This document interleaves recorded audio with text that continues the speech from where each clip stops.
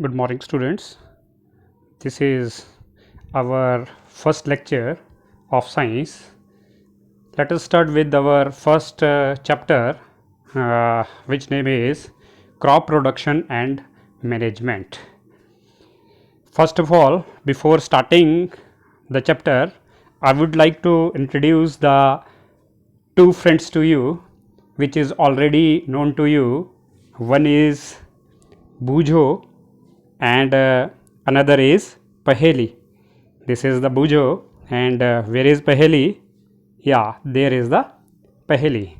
Paheli and Bujo are your friends, which are always very curious to ask the questions to their parents, their friends, their teachers, and hence here also Paheli and Bujo had gone to their uncle's home during summer vacation.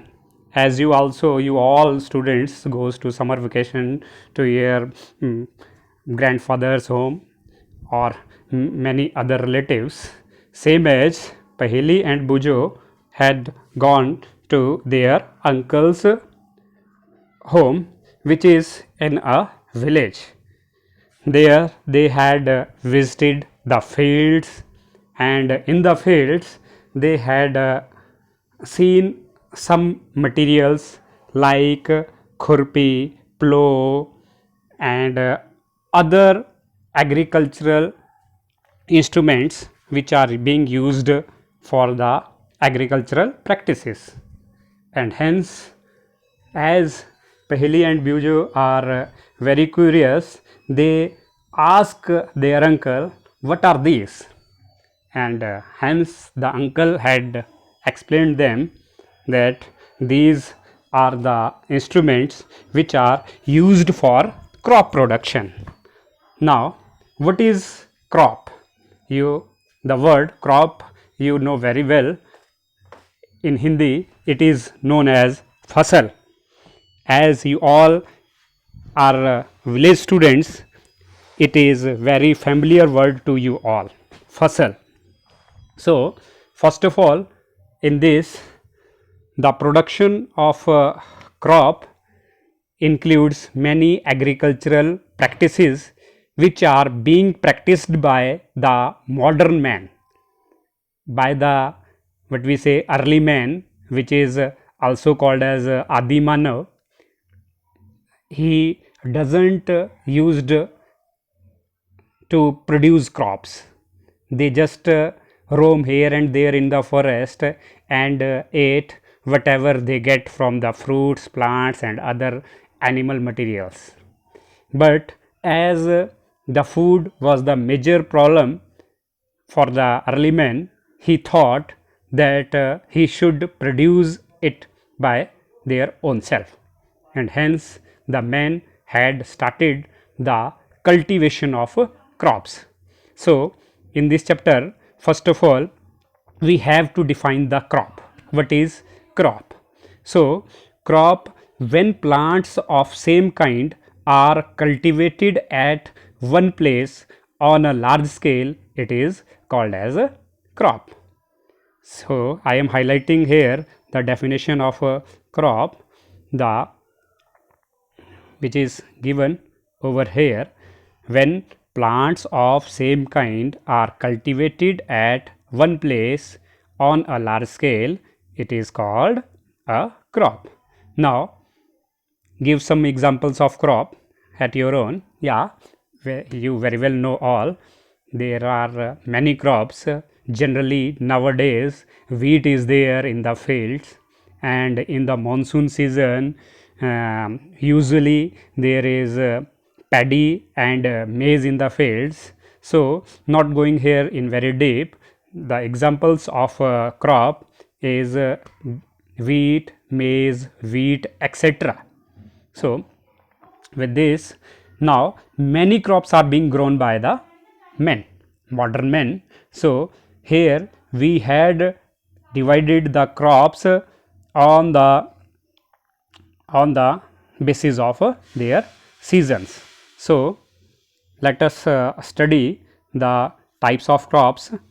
What we say, there are the two types of crops. One you might had studied in the early classes, it is also called as the Rabi crops and Kharif crops. So, now what are Rabi crops? First of all, or the what are Kharif crops?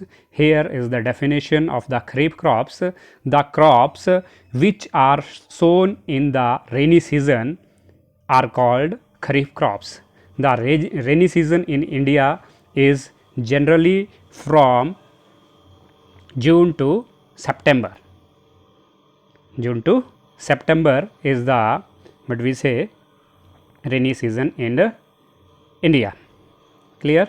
So, I am highlighting over here the definition of Kharif crops. The crops which are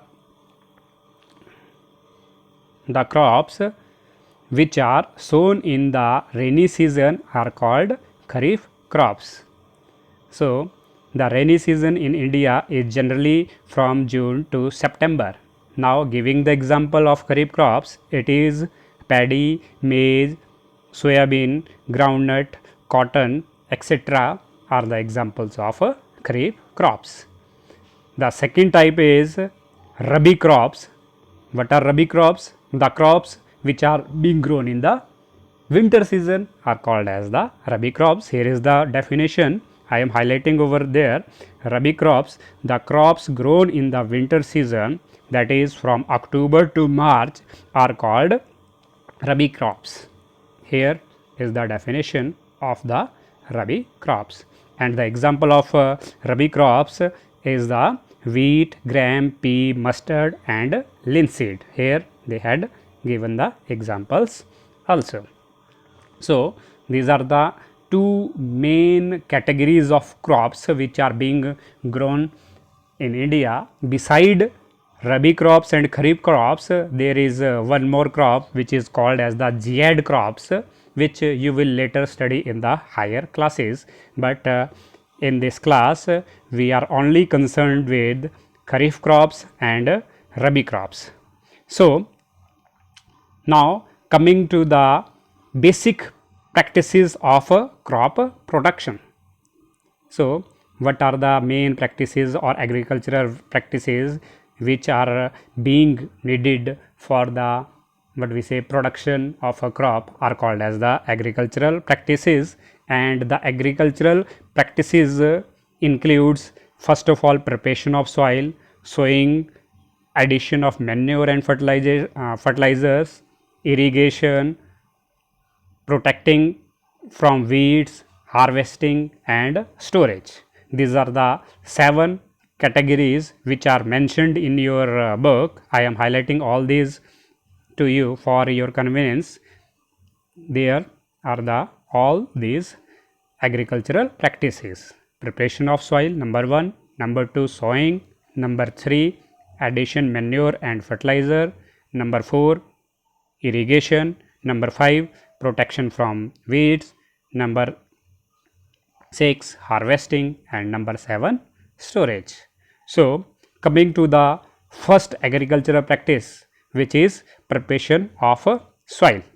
What does preparation means? Preparation means the making the soil loose, free from all gravels, free from all other particles, heavy particles, and having a good texture of soil, having the good moisture content in it. These all things include in the first agricultural practices, which is preparation of soil. First of all, for the preparation of soil, we have to loosen the soil. And for loosening the soil, we used to do tilling. Tilling means what we say, it is the what we say loosening the soil with the help of a plow, and in the after tilling we have to make the fine particles of the soil, so that the mixing of water and mixing of the air in it would be easier, and by loosening the soil, it is much easier for the growing roots to penetrate deep in it. So, for preparation of soil, we need the some what we say instruments called as plow, sickle, etc., or which are being used for the loosening of the soil. So, this is the first point, our first point, which is preparation of soil. Clear? And after preparation of soil, the second step is here in this they had shown the picture of the a man which is plowing the fields which are there, this figure 1.1, the plow, and there is a beam on the shoulders of the oxes, and which are being pulled by these oxes, and it is loosening the soil. And here in this picture also they had shown the shaft of the plow and other parts of the plow, and in simple terms it is also called as the hoe. So, in the preparation of soil, it includes tilling and or which is also called as the plowing. Clear? And afterwards they had shown the plow or hoe over there. Clear? I think I would be very clear for you, I will be very clear to you. And nowadays in the modern agricultural practice, we use the machinery for the plowing, and hence it is it is done by with the help of a cultivator, which is shown over here, the cultivator.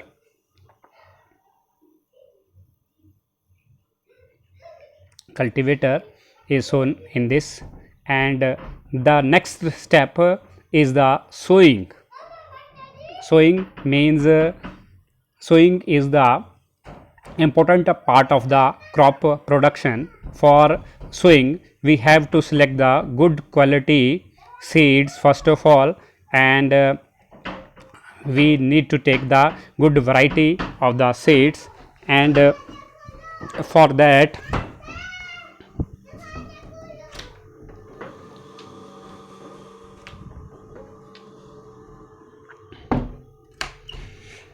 we have to select the good quality seeds for the sowing, and sowing is done by the traditional tools as well as the modern tools.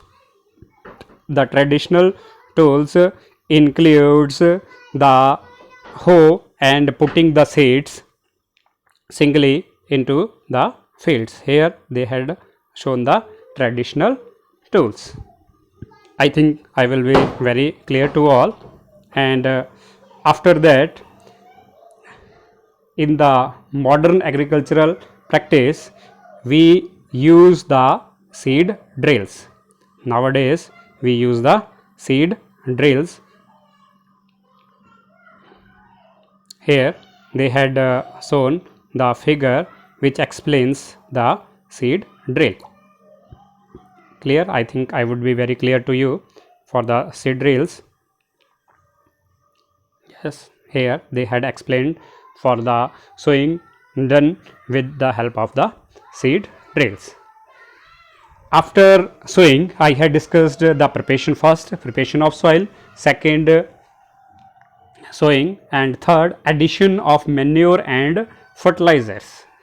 So, for the good production of the crop, we need to add the manure and we need to add the fertilizers in the field. Clear? So, by adding fertilizers and manures in the field, we enrich the soil with the nutrients which are being needed by the crop plants.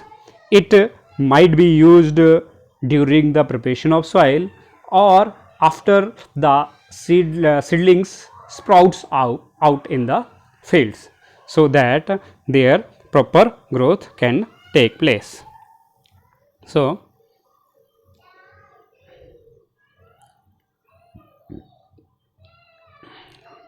after that, to get what we say the good quality of the crop, we need to maintain the nutrient level in the fields, and the nutrients or the fertilizers containing the nutrients are, many of them are being mentioned in your syllabus. The fertilizers are urea, ammonia, I am highlighting over here, urea, ammonia, sulfur, uh, sulfate, ammonium sulfate, superphosphate, potash, which is, and NPK. These are the some common fertilizers which are being used nowadays.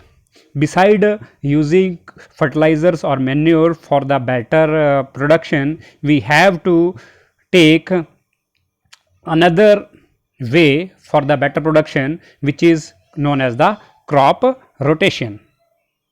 Here crop rotation method also improves the production of any of the crop. We should not grow the same kind of crop year after year. By doing so, the quantity of nutrients decreases in the soil, which in turn leads to the poor production of any of the crop. For the better production, we have to change the crops year after year. So, I had told you, I had explained you about the fertilizers, but I won't had told much about the manure. So, here comes the difference between fertilizer and manure, which is also a question of the textbook. Also in the textbook exercise, differentiate between the fertilizer and manure. Here I am explaining you what is the difference between fertilizer and manure. So, in fertilizers are man-made inorganic salts, means fertilizers are being prepared by men in the factories. So, here it is the first point in the fertilizers. I am highlighting over here the first point. Fertilizers is a man-made inorganic salt. In manure, it is natural. Manure is a natural substance obtained by decomposition of cattle dung and plant residues. The manure is being prepared by the decomposition process of the organic matter. Organic matter, here I had used the organic matter. It means it is natural waste material produced by living plants or animals. So, in animals we are using the cattle dung, and in plant residues it might be the branches of the plants, the leaves or the litter being produced by the plants, or it might be the straws of the crop. So, the decomposition of straws of the crop and the plant leaves or other residues, including cattle dungs, leads to formation of a dark colored humus substance, which is called as manure. So, this is the first difference, very clear. I am repeating, fertilizer is a man-made inorganic salt, whereas manure is a natural substance obtained by decomposition of cattle dung and plant residues. The second point, fertilizers are prepared in factories. Fertilizers are being prepared in factories, I already told you, and whereas manure can be prepared in the fields. As it is a natural decomposition process, the manures is automatically prepared by nature in the fields. In the third point, fertilizer does not provide any humus to the soil. So, this is the third point. fertilizer does not provide any humus to the soil, whereas manure provide a lot of humus to the soil. So, what is humus? Humus is related to the water holding capacity of the soil, means water does not soak much of the water, and hence a soil which is being using much of the fertilizer, it might have the less absorption of water, and hence it dries very early, whereas a field in which manure is being used periodically in a proper amount, its water holding capacity is better, and hence it will be much moist for the longer duration of time. Hence, humus is water related to water holding capacity of the soil. So, by addition of manure, we just improve the water holding capacity of the soil. And in the last point, fertilizers are very rich in plant nutrients like nitrogen, phosphorus and potassium. So, means it has the greater amount of nutrients, whereas the amount of nutrients in manure is relatively less. So, this is the fourth point about the nutrient. So, nutrient might be lesser in case of the manure, and whereas fertilizers are much rich in the nutrients. So, after just doing difference between fertilizer and manure, we just discuss some of the advantages, some of the benefits of using manure. Here are the some of the points. First, as I explained the water holding capacity, they had mentioned it over here.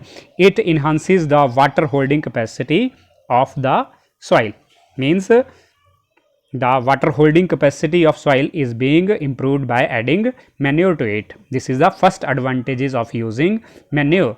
Second, it makes the soil porous, due to which exchange of gases becomes easy, means it makes the easier to the air to be mixed in the soil. And last third point, sorry, it increases the number of friendly microbes in the fields, means it also improves the texture of the soil, where the microorganisms like beneficial bacteria and worms can live.